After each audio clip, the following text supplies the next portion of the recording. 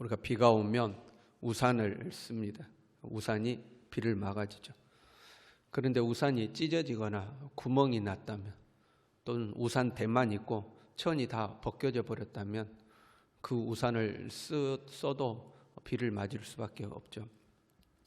하나님을 비유하자면 우리를 보호하는 우산과 같다 할 수 있겠습니다. 하나님의 우산은 강하고 튼튼한 우산이죠. 하나님의 우산 아래 있으면 어떤 비바람이라도 피할 수가 있습니다. 그런데 마찬가지로 하나님의 우산도 구멍이 나면 그 우산을 쓰고 있어도 비를 맞을 수밖에 없겠죠. 하나님의 우산은 마치 우산에 천이 씌어진 것처럼 하나님의 우산은 말씀으로 그 천이 씌어졌다고 비유할 수가 있습니다. 하나님의 말씀을 버리면 우산에 구멍이 나는 거죠. 1절에 이렇게 되어 있어요. 원수가 독수리처럼 여호와의 집에 덮치리니. 누가 하나님의 집을 여러분 공격할 수 있겠습니까? 도둑도요, 집을 봐가면서 도둑질하는 겁니다. 저 집에 들어가면 반드시 잡힌다. 그런 집에는 도둑질하러 들어가지 않겠죠. 저 집은 잘못 건들면 아주 큰일 난다. 그런 집은 피해 가겠죠. 그런데 하나님의 집을 건드렸다? 무슨 봉변을 당하겠습니까? 뚫을 수도 없거니와 괜히 잘못 건드렸다 하나님께 혼만 나지 않겠습니까? 그런데 원수가 독수리처럼 여호와의 집, 그러니까 하나님의 집을 덮쳐버렸다 하는 거죠. 그 이유는요, 이는 그들이 내 언약을 어기며 내 율법을 범함이로다. 하나님의 말씀을 버리니까, 하나님의 율법을 버리니까 보호막이 사라진 겁니다. 우산대만 있고 우산의 천이 없어진 거나 다름없다 이 말입니다. 우리가 영화 같은 데를 보면, 그 SF 영화 같은 거 보면 어느 한 지역을 보이지 않는 보호막이 싹 두르고 있는 거 있잖아요. 그래서 눈에는 안 보이는데 그걸 뚫을 수가 없는 그런 영화에서 만드는 거, 그런 거 있죠. 그래서 특별한 힘으로, 그 지역의 어떤 특별한 힘, 보이지 않는 힘으로 보호막을 싹 쳐놓고, 그러면 이제 악당들이 그 힘의 근원을 파괴시켜가지고 그 보호막을 무너뜨리려고 하는 그런 영화나 드라마나 이런 것을 만들 수 있지 않겠습니까? 우리가 하나님의 보호막 아래에 있다, 또는 언약으로 만들어진 보호막, 우산의 천처럼 하나님의 언약이 우리의 보호막이 되는 거죠. 그 언약으로 만들어진 보호막이라는 것은 믿음의 보호막을 의미합니다. 언약을 지킨다, 그는 하나님을 믿는 것을 말해요. 믿으니까 언약을 지키는 겁니다. 내일 점심 때 저기 어디 식당에서 만납시다 하고 이야기를 했어요. 그러면 여러분 내일 점심 때 그 식당에 가요, 안 가요? 그 식당으로 가잖아요. 왜 갑니까? 그 약속을 믿으니까 가는 겁니다. 언약이란 믿음이 있어야 되는 거예요. 그럼 믿으면 그 언약을 지키고 점심 때 그 식당으로 정해진 시간에 간다 이 말이죠. 약속 지키고 나올 것이다 하는 거죠. 언약을 지키지 않는다, 율법을 지키지 않는다, 말씀을 지키지 않는다는 것은 하나님을 신뢰하지 않는 걸 말하는 겁니다. 하나님을 신뢰하면 내일 점심 때 어디서 만나자 그러면 신뢰하면 그리 가는 겁니다. 근데 에이, 안 나올 거야, 좀 말만 저렇게 하고 안 나와, 그러니까 안 가는 거죠. 그래서 언약을 지키지 않는다는 것은 신뢰하지 않는다는 것을 의미하고, 그 불신은 우리의 삶에 구멍을 만드는 겁니다. 3절에요. 이스라엘이 이미 선을 버렸으니 원수가 그를 따를 것이라. 여기서 선을 버렸다 할 때 선은 절대 선이신 하나님을 말하는 거예요.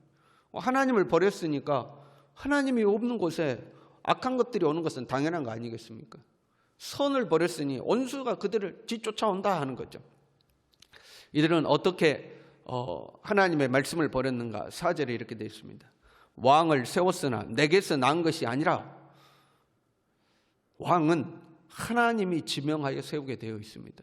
그렇잖아요. 이스라엘의 왕은 하나님이 지명하고 하나님이 지명한 자에게 기름을 부어 왕으로 세우게 되어 있습니다.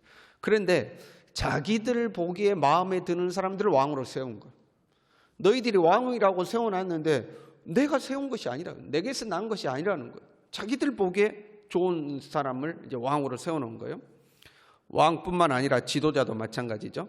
그들이 지도자들을 세웠으나 내가 모르는 바이며, 그러니까 하나님이 아는 사람, 야 너는 내가 보니까 딱 지도자감이야, 너는 내 마음에 들어. 너는 지도자가 되면 딱 맞을 것 같아. 그게 하나님이 아는 사람이거든요. 그런데 백성들이 지도자라고 세워놨는데 하나님이 전혀 모르는 사람이요. 하나님이 모르는 사람이라는 것은 무슨 의미입니까? 하나님과 그동안 아무 관계도 없이 지냈다는 거예요. 하나님의 눈에 띄지도 않고 살았다는 거예요. 전혀 하나님이 눈여겨보지도 않은 사람, 하나님이 기억하지도 않는 사람, 하나님을 멀리 떠나 사는 사람들을 지도자로 세운다 이 말이에요. 그리고 저 왕은 그 왕 내가 세운 사람이 아닌데 이제 저 지도자 내가 지도자감이라고 정해놓은 사람도 아닌데 이런 사람들을 자기 눈에 보기에 좋으니까 왕으로 세우고 지도자로 세웠다 하는 거죠.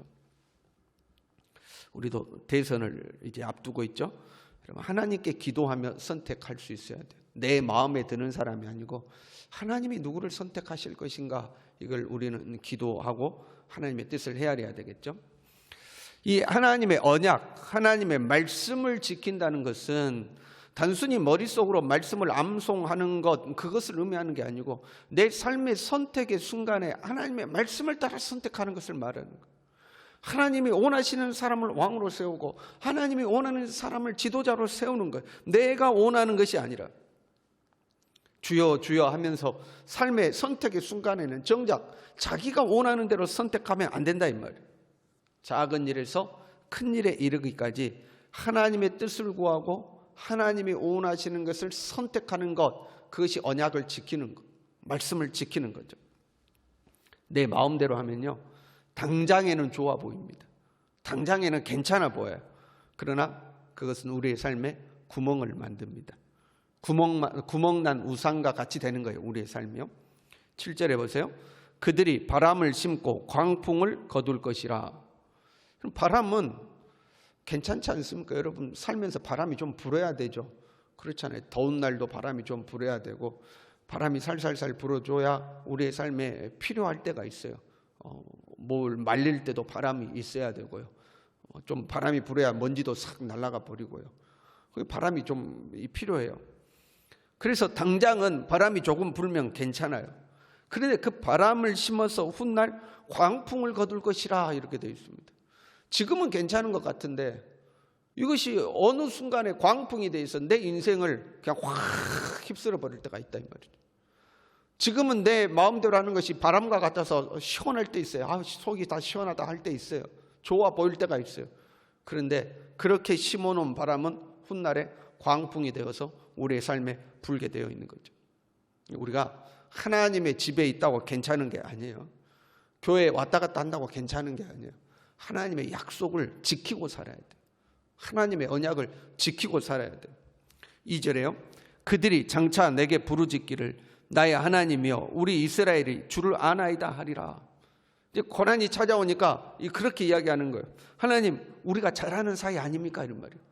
하나님 나의 하나님 우리가 주님을 압니다. 주님도 우리를 알지 않습니까? 우리가 서로 잘 알고 지내는 사이 아닙니까? 하나님이라면 이 정도는 능히 하실 수 있고 하나님이라면 능히 우리를 보호하실 수 있지 않습니까? 우리 서로 잘 아는 사이 아닙니까? 그러니까 좀 보호해 주십시오. 이제 그런 의미예요. 우리가 하나님을 아나이다. 하나님 우리 서로 잘 아는 사이 아닙니까? 이제 이런 거죠. 이스라엘이요 국가적인 위기가 찾아왔을 때 그들이 나라가 망해감에도 불구하고 자신이 있어 했던 것은 우리에게는 하나님의 성전이 있으니까 결코 우리는 망하지 않는다 그렇게 이야기한 거예요. 우리 하나님 잘 아는데 하나님의 집이 우리에게 있지 않느냐. 우리 절대 안 망해. 걱정할 거 없어. 그렇게 이야기한 거예요. 그러니까 하나님과의 관계 속에서 하나님을 신뢰하고 하나님을 선택하는 삶을 살지는 않은 채 하나님 우리 잘 아는 사이 아닙니까? 하나님 우리를 보호하지 않겠습니까? 하고 이야기한 거죠. 아무 소용이 없다 이 말이죠. 그것이. 우리도 삶에서 그런 이야기 하죠. 하나님이 당신을 지키실 겁니다. 하나님이 당신을 보호하실 겁니다. 우리 예배 시간에도 인사하잖아요. 하나님이 당신에게 복 주시기를 원합니다. 하나님이 당신을 지키시기를 원합니다. 인사하잖아요. 하나님이 우리를 지키시고 보호하시는 것은 하나님과 우리 사이의 언약의 관계가 튼튼할 때 이야기입니다. 이 언약의 관계는 믿음의 관계죠. 하나님과 우리 사이의 이 신뢰의 관계가 튼튼할 때 하나님의 보호하심의 날개가 강하게 우리에게 있는 겁니다. 그리고 나서 그 속에 하나님의 섭리도 있고 하나님의 계획도 있고 하나님이 허락하셔서 우리의 삶에 하나님의 어떤 섭리 가운데 우리의 삶에 고난을 주시기도 하고 이런 것들이 있는 겁니다. 하나님의 날개 아래에 있는 거죠. 언약의 관계가 튼튼해야, 신뢰의 관계가 튼튼해야 보호막도 튼튼해지는 거죠. 저와 여러분이 말로만 주여 주여 하는 자가 아니요, 삶의 모든 순간에 하나님의 언약의 말씀을 선택할 수 있기를 바랍니다. 하나님을 신뢰하며 살 수 있기를 바랍니다. 머리로만 아는 말씀이 아니라 우리의 삶 가운데서 실제로 그 말씀을 지켜 행하는 우리의 삶이 될 수 있기를 바랍니다. 하나님께서 은혜의 날개를 우리의 삶에 활짝 펴실 줄로 믿습니다. 기도하겠습니다.